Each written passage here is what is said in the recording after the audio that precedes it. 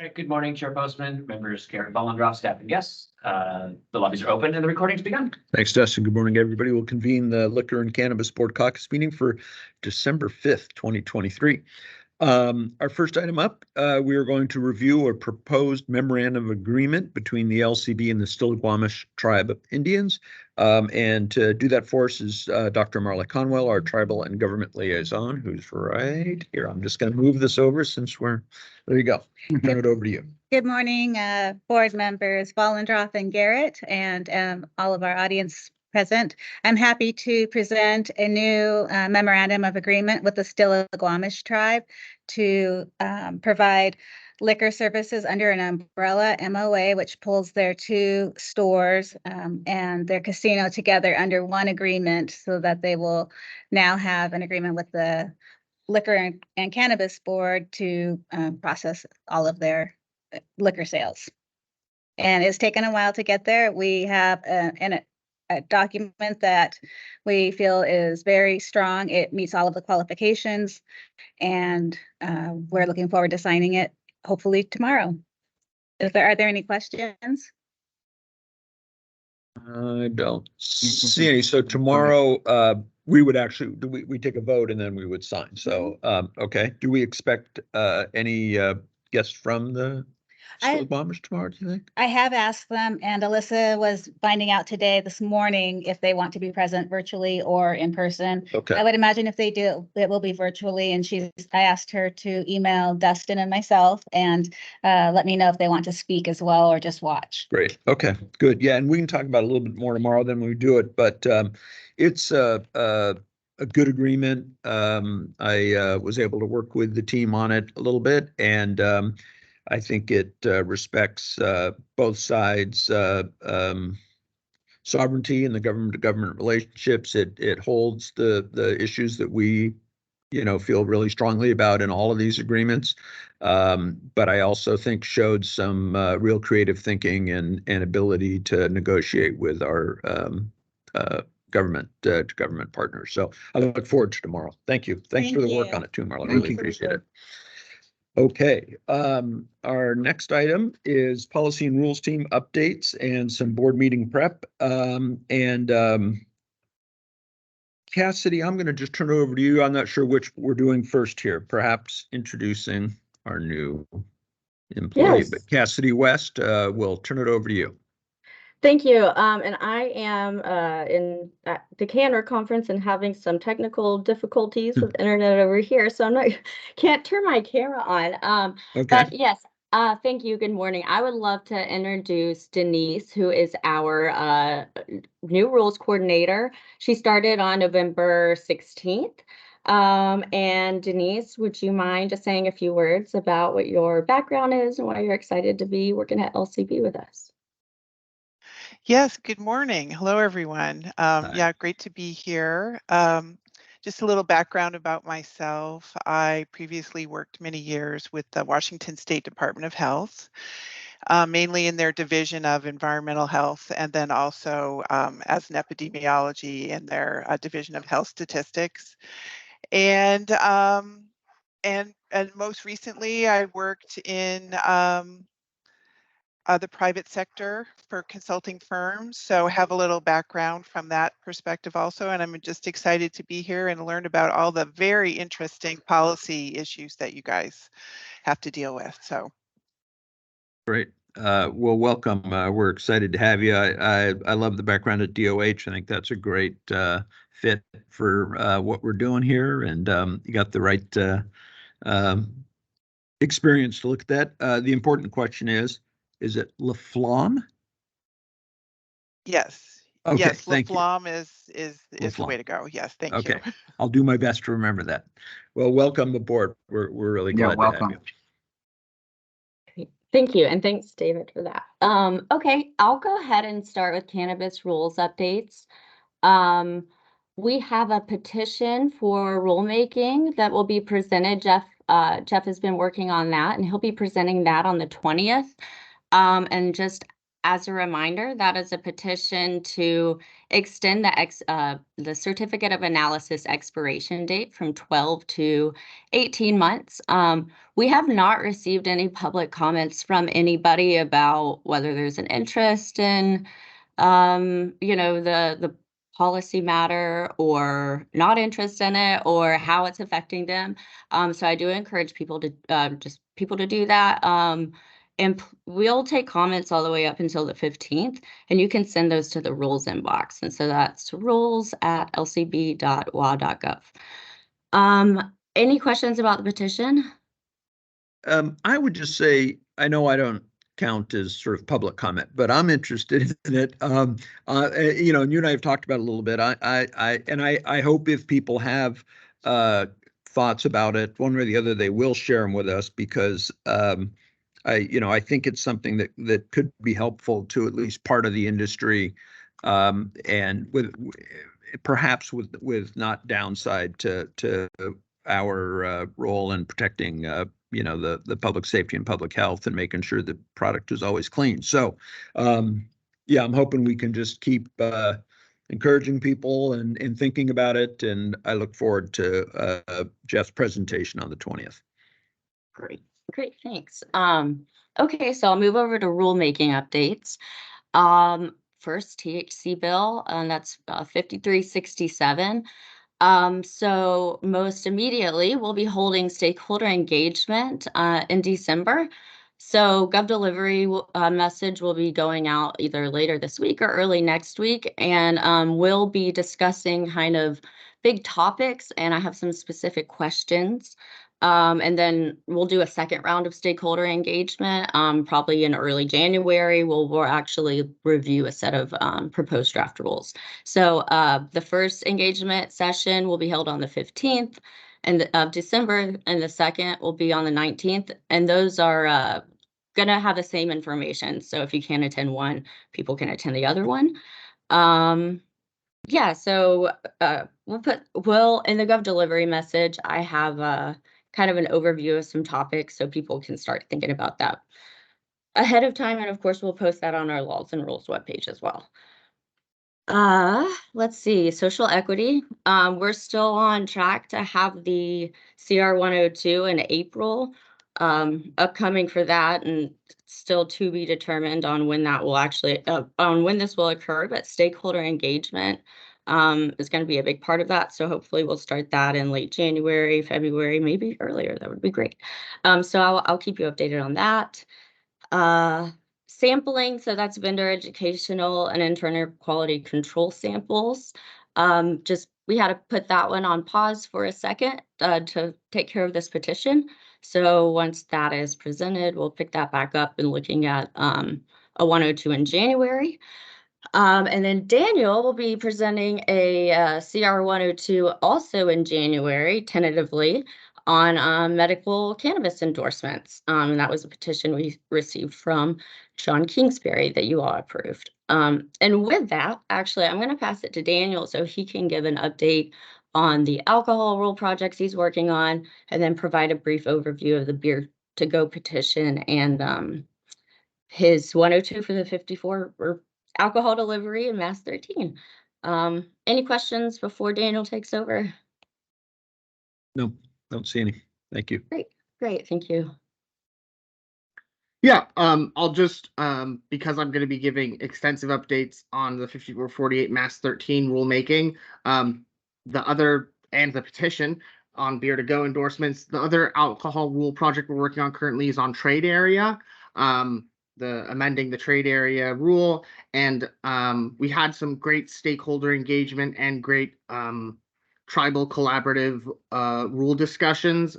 We're leaving, initially we had planned to file the 102 tomorrow as well, but we've pushed that out to January to allow for some more time for stakeholder feedback. Some folks indicated they wanted to get some written comments to us on some of the draft rule language. And, obviously that's something we, obvious value. So now that 102 is tentatively going to be filed at the beginning of January, which would put the hearing in mid-February, the 103 at the end of February, and then the rules would be in effect by the end of March. And that's on trade area. Any questions on that before I can just jump into the Beer to Go petition and 5448. Let's go to Beer to Go. All right, so I'll start off with the petition. So good morning. I forgot about that. Good morning, Chairperson, members Garrett That's Vollendroff. okay.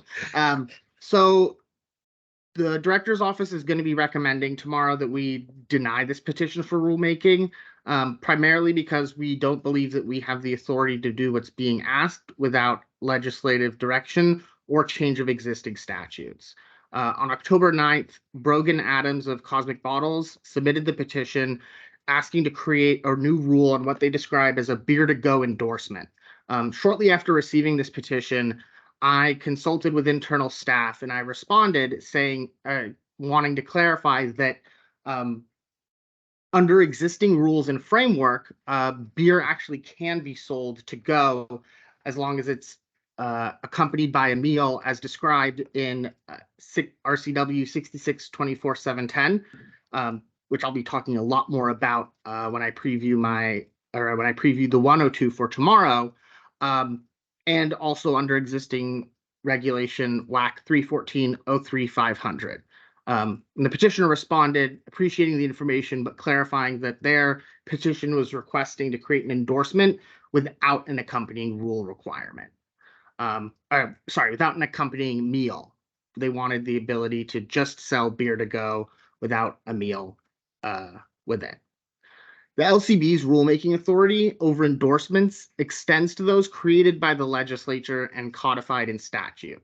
As explained in my petition response, every single endorsement that the LCB has, all the liquor ones and the medical cannabis endorsement, all of them are in statute. And then we create rules to clarify and explain or add more detail. But the LCB's never created our own endorsement where there isn't statutory authority to do so. And for good reason, because it's highly debatable whether we have the authority to do that. Additionally, regarding spirits, beer, wine restaurants specifically, RCW 6624-400 allows wine bottles to be sold for off-premise consumption, but it specifically says that beer and spirits can't be sold unless they're in kegs and growlers, and only by those who have the keg and growler endorsement. So accepting this petition would directly contradict the statute. And then the last thing is that, as I'll be discussing in my 102, the legislature has very recently addressed alcohol delivery and takeout during the most recent legislative session and during the height of the pandemic. If they had wanted to, not to sort of surmise as to what the legislature's intent was, but the legislature had the authority to say we should do a beer to go endorsement, and they could have included that in the most recent legislation, but they didn't do so. So as such, during tomorrow's board meeting, I'm going to be recommending that we deny the petition for rulemaking. I'll pause there and just see if you have any questions. This one's a little bit of a head scratcher. I think, you of course are the lawyer. You're 100% right. We don't have the authority to do it. And so I don't think we have a choice but to reject the petition. But it is a head scratcher for me, as you and I were talking about this last week, I think it was, wine bottle to go is okay. Growler is okay. But a 6-pack of beer isn't, and a keg is okay, so quantity is not the issue. In fact, we like selling direct, there's a sort of an advantage to buying quantity of beer. You can get that to go. Smaller quantities, you can't. I don't know what the sort of greater good is of a law that says you can get a bottle of wine to go, but not a bottle of beer. But we can't do it. So maybe it's a conversation to have with the legislature, but it's one of those just mishmash of things, unless I'm missing something, unless somebody has a sort of public policy argument for that. Oh, sorry. Go ahead, Board Member Vollendorf. I don't know if you had something I to was add. just going to add that I agree. This is a head scratcher. I thought the same thing, and would encourage conversations with the legislature if so inclined, because particularly if it helps small craft breweries in Washington State, I would be all in support of having a conversation to further hear rationale around this one. Yeah. Sure. And I'll say that in as part of the petition process, we circulate our proposed response to the other divisions. And my analysis, like I mentioned, was pretty straightforward. I was like, I don't think that we have the authority to do this. Yeah. But I didn't have necessarily policy arguments against inherently doing so. I did, like I'd mentioned, the legislature very recently and continues to sort of address alcohol takeout and delivery. So it's not as though they haven't had the opportunity, but the divisional response didn't identify specific policy concerns. So I don't know that there's inherently from agency staff a policy objection to it. Right. If the legislative session's coming up here very soon, so if if folks wanted to go to the legislators and talk to them about it, I don't know that there'd be internal agency concern. That being said, I don't want to say there isn't internal agency concern because we don't have to reach that level of analysis because we just don't have the authority. So it's off for us. So I think, but it's worth a conversation internally, and we'll see what the petitioner does after we take whatever action we end up taking tomorrow. Yeah, Sure, and I'd and I like to give opportunity for the public health prevention community also to weigh in, just to make sure that we're not missing anything from that perspective as well. Yeah, there could be some history there that we're unaware of. Okay. Great. And unless there are any other questions, I can move on to talking about the CR 102. All right. So this is continuing our theme of alcohol delivery and takeout. Tomorrow, I'm going to be presenting the CR 102 for the alcohol delivery and takeout rules and Mass 13 rulemaking. If approved tomorrow, we're scheduled to have the public hearing on Wednesday, January 17th, which would have the 103 with permanent rules filed January 31st. And because February is a short month, those rules would be in effect March 2nd. Those dates are subject to change just because of the nature of the legislative session, and that's early in the legislative session.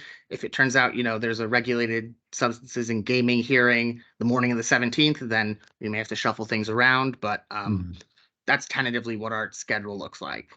As brief background, substitute Senate Bill 5448 passed during the legislative session on alcohol delivery and takeout, extended some of the privileges and allowances made during the pandemic, made others a permanent part of law, and rescinded others. We filed the 101 back in July and held 2 stakeholder engagement sessions in October, with proposed draft rule language circulated at the end of September. We received 1 set of written comments from the Washington Wine Institute. I've attached those comments to the CR 102 memo. But by and large, the draft rule language, either we received no response or generally supportive response. The Mass 13 rule project was initiated as in response to a petition that the board accepted back in January about a different pandemic allowance. This allowance was done to allow Mass 13 permit holders, who, just as a reminder, are folks under 21 who are allowed currently to pour beer and wine at the customer's table. And during the pandemic, the LCB issued an allowance to let them pour the same away from the table. The allowance expired back in September 2022, and a petition was submitted from our friends at the Washington Wine Institute to make that a permanent part of rule. And then after the legislative session last year, with the passage of 5448, these 2 rule projects were combined just to streamline the rulemaking process.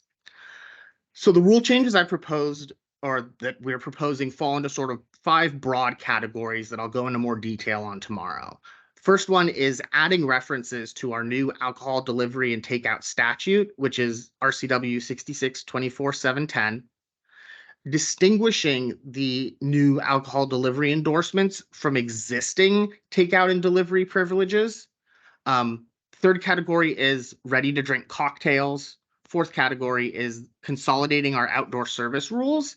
And the last is the Mass 13 rule changes. So regarding adding citations to the statute, a lot of the requirements in the new statute were already in rule. I briefly actually mentioned one of those requirements in my prior presentation, which is that with alcohol that's sold for takeout or delivery, it has to be sold with a full meal. Another requirement in the statute is that delivery drivers have to have Mass 12 permits. These are actual bartender permits for folks 21 and over. There are some other requirements in the new statute, but where those requirements were already in rule, we just added language saying, as required in RCW 6624-710, where those requirements weren't in rule, we added the requirement and still cited to 6624-710. The second category of distinguishing the privileges is because some of the licensees, such as breweries, wineries, and distilleries that are identified in 6624-710, already had the ability to sell alcohol for takeout under either statutory authority or under other endorsements.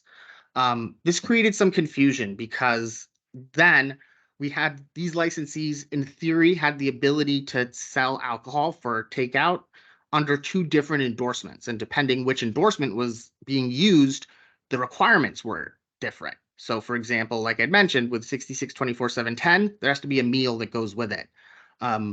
In distilleries and wineries and breweries that had the ability to sell wine to go or these other things for takeout, the meal wasn't required then. So it sort of created a confusing set of dilemmas for it.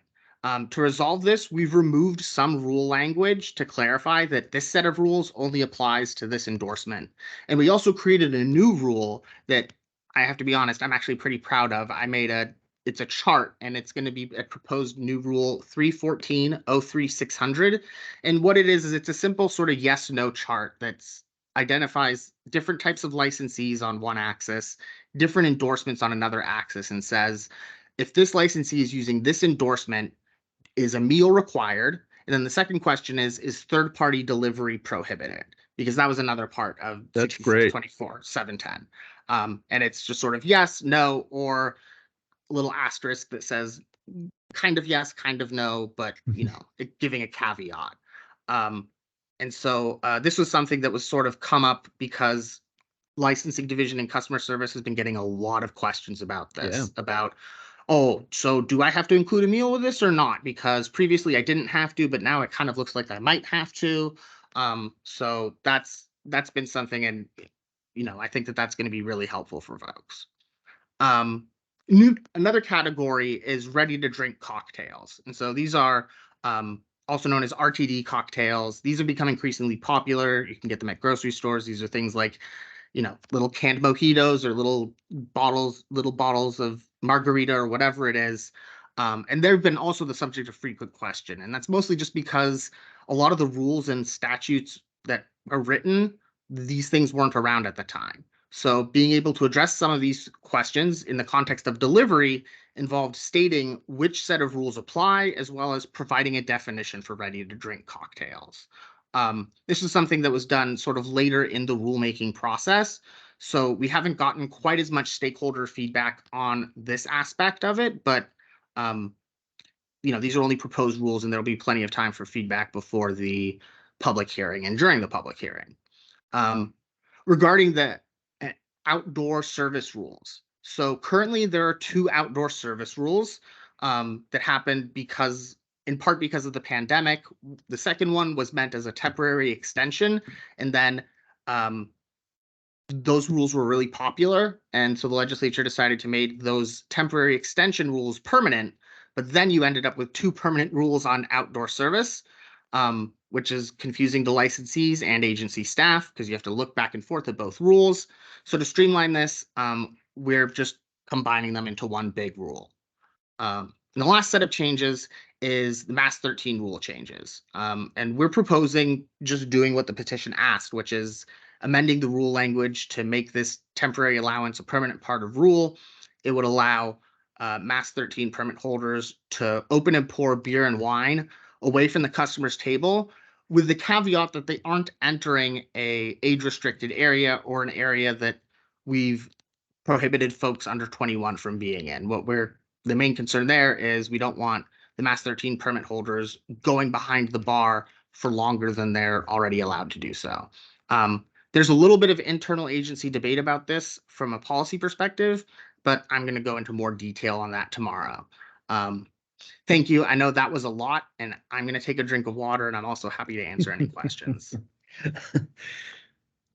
Well, one, I would just say I'm really happy about the chart you talked about, because as you were talking about this, I needed it. It'll be useful for me too to absorb it in that way. And we should think about after tomorrow, assuming it goes as I would expect tomorrow, that somehow gets pulled out and communicated with people. Like, well, it's one thing to be part of the rules package, but we should think about what else we want to do to let people know out there.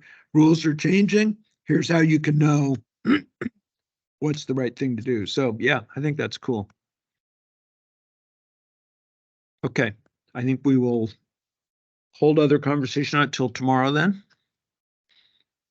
Great, fantastic. And I'll be happy to answer any questions about that. And I do also think my understanding is that some of those conversations are already ongoing.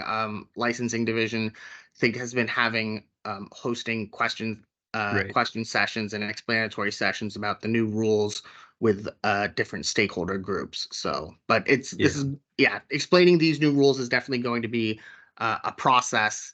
And we account for that in the 102 and sort of talking about some of the costs, and we'll be accounting for that in the 103 and implementation plan. Okay, good. Okay, great. Well, we will see you tomorrow then. All right. Thanks so much. Thanks, Mr. Jacobs. Okay.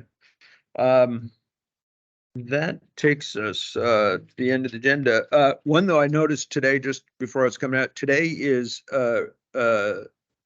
Repeal Day, end of Prohibition, was on this date 90 years ago. And so I, of course, went down a little hole reading about it. It's really interesting to go back and read about the campaigns on both sides of Prohibition and then repeal. And this won't be any surprise to anybody that pays attention to politics today.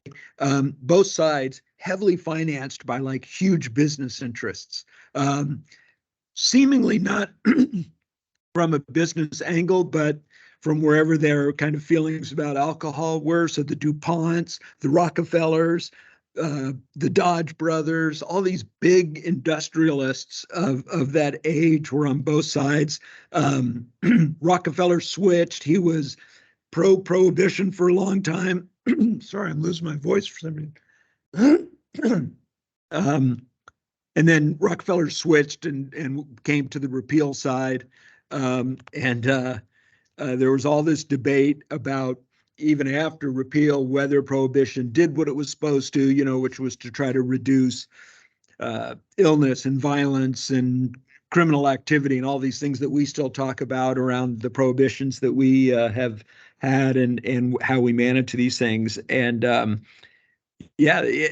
think even today there's probably a fair debate about whether it served any purpose or not, or made it worse. Some people argue that it made it worse. So it's interesting to read that today and see how some things don't really change.